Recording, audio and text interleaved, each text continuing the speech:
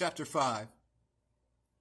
That man ought to square his conduct by rule, the method of finding out his rule, and the foundations of right in general. Let us with an explication of the terms, a rule, and this proper signification is an instrument by means of which we draw the shortest line from one point to another, which for this very reason is called a straight line. In a figurative and moral sense, a rule imports nothing else but a principle or maxim which furnishes man with a sure and concise method of obtaining the end he proposes. The strict thing we are to inquire in regard to the subject is whether 'tis really agreeable to the nature of man to submit his actions to a fixed and invariable rule, or whether, on the contrary, he is allowed to abandon himself indifferently to all the motions of his will, and thus to enjoy without either limit or impediment the extreme facility with which this faculty turns itself on all sides, in consequence of its natural flexibility. The reflections we give in the preceding chapters are of themselves and independent of any other argument, a sufficient and convincing proof that the nature and constitution of man requires the establishment of some rule.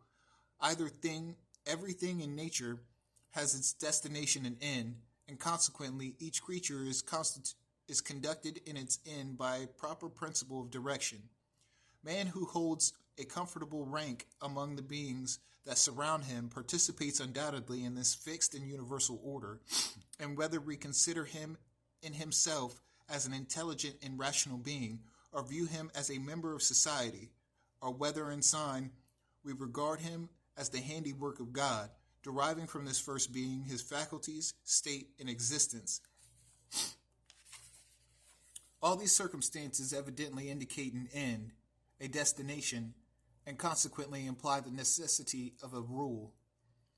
Had man been created to live at random without any fixed and determinate view, without knowing whether he is to direct his course or what road he ought to take, 'tis evident that his noblest faculties would be of no manner or use to him.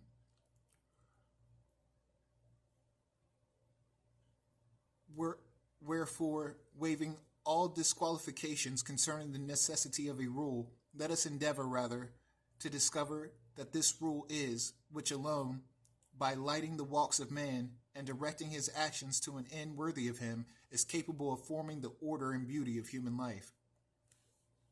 When we speak of a rule in relation to human action, two things are manifestly supposed.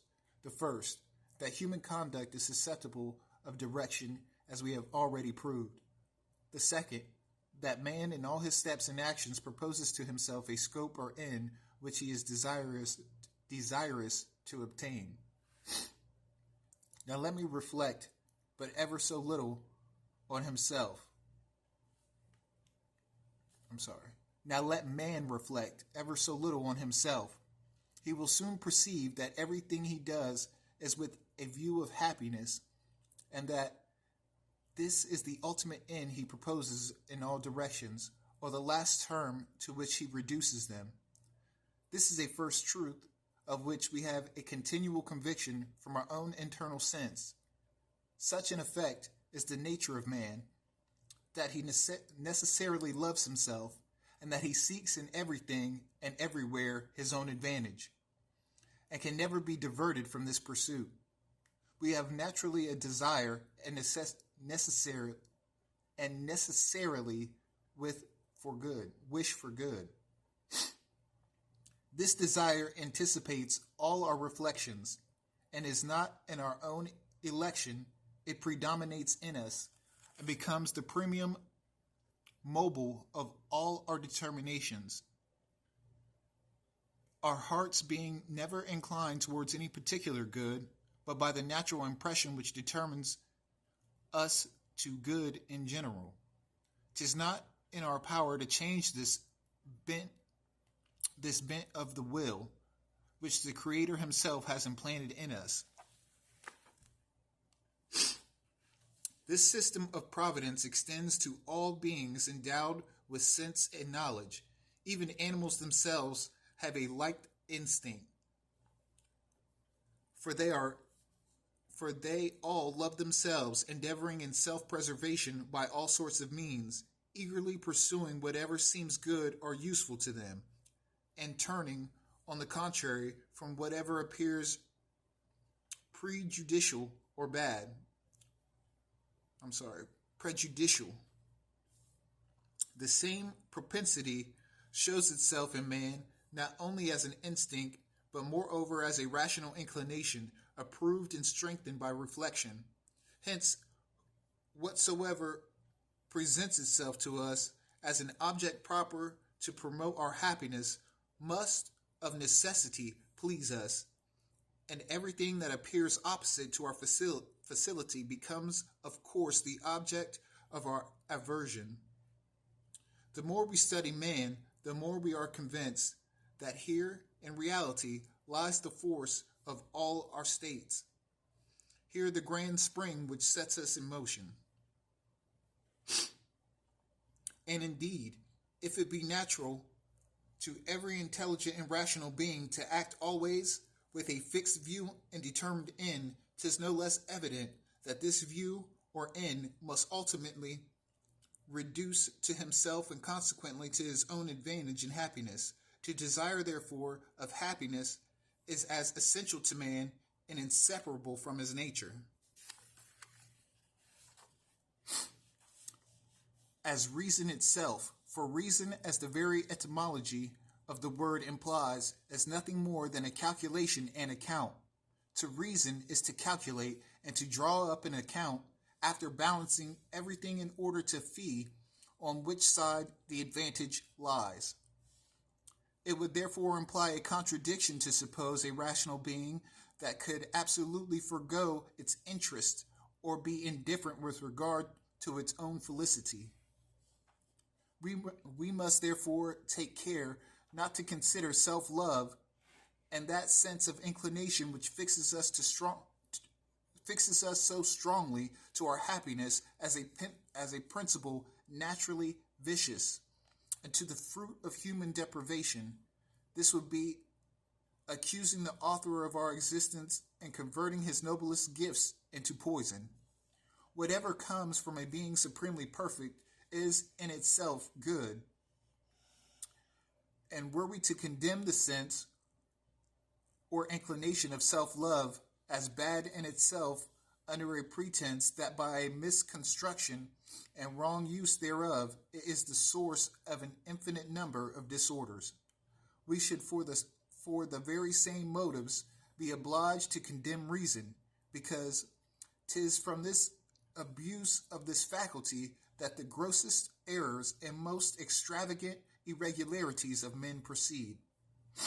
It may appear surprising to some that we should have stopped here to investigate and explain the truth of a principle which one would imagine is obvious to everybody, to the learned as well as the vulgar, and yet it was absolutely necessary, because this is the truth of the very last importance, which gives us the key, as it were, of the human system. 'Tis true that all ethic writers agree that man is made for happiness and naturally desires it.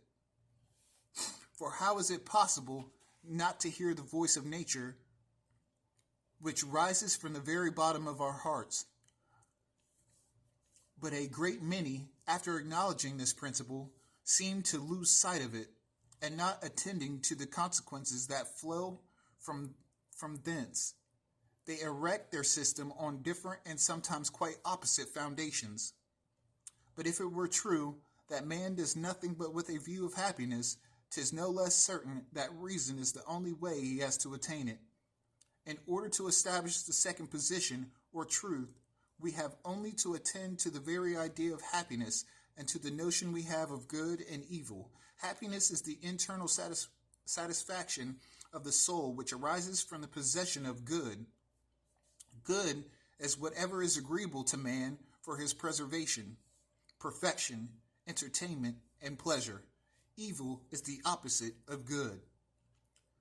Man incessantly experiences that there are some things convenient and others inconvenient to him, that the former are not all equally convenient, but some more than others, and sign that this conveniency depends for the most part on the use he knows how to make of things, and that the same thing which may suit him, using it after a certain manner and measure, becomes unsuitable when this use exceeds its limits. 'Tis only therefore by investigating the nature of things, as also the relations they have between themselves and with us, that we are capable of discovering their fitness or disagreement with our felicity, of discerning good from evil, arranging everything in its proper order, of setting a right value, upon it, each, and of regulating consequently our researches and desires. But is there any other method of acquiring this discernment, but by forming just ideas of things and their relations, and by deducing from thence first ideas, the consequences that flow from thence by exact and close argumentations? Now 'tis reason alone that directs all these operations. Yet this is not all. For as in order to arrive at happiness, it is not sufficient to form just ideas of the nature and state of things, but 'tis also necessary that the will should be directed by those ideas and judgments in the series of our conduct. So 'tis certain that nothing but reason can communicate and support in man the necessary strength to for making a right use of liberty, and for determining in all cases according to the light of its understanding, in spite of all the impressions and motions that may lead him to a contrary pursuit.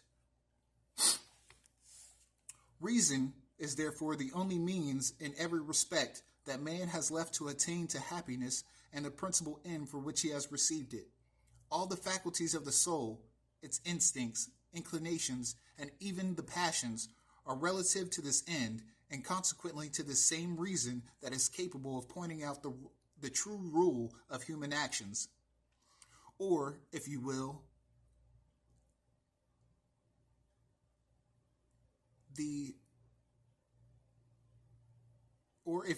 she herself is the primitive rule. In fact, were it not for this faithful guide, man would lead a random life, ignorant even of what regards himself, unacquainted with his own origin and destination, and with the use he ought to make of whatever surrounds him, stumbling like a blind man at every step, lost in time, and bewildered in an inextricable labyrinth.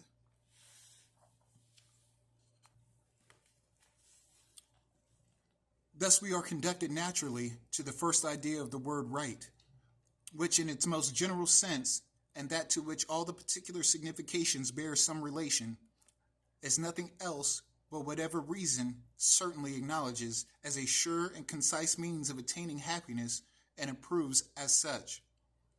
The definition is the result of the principles hitherto established. In order to be convinced of its exactness, we have only to draw these principles together and unite them under one prospect. In fact, since right, droit, D-R-O-I-T, in its primary notion, signifies whatever directs or is well directed, since direction supposes a scope and end to which we are desirous of obtaining, since the ultimate end of man is happiness, and in time, since he cannot attain to happiness but by the help of reason, does it not evidently follow that right in general is whatever reason approves as a sure and concise means of acquiring happiness? 'Tis likewise in consequence of these principles that reason, given its approbation to itself when it happens to be properly cultivated and arrived to the state of perfection in which it knows how to use all its discriminate, bears bears, by way of preference or excellence, the appellation of right reason, as being the first and surest way of direction whereby man is enabled to acquire felicity. That we may not forget anything in the analysis of these first ideas, 'tis proper to observe here that the Latins express what we call right by the word jus, Jus, which properly signifies an order or precept.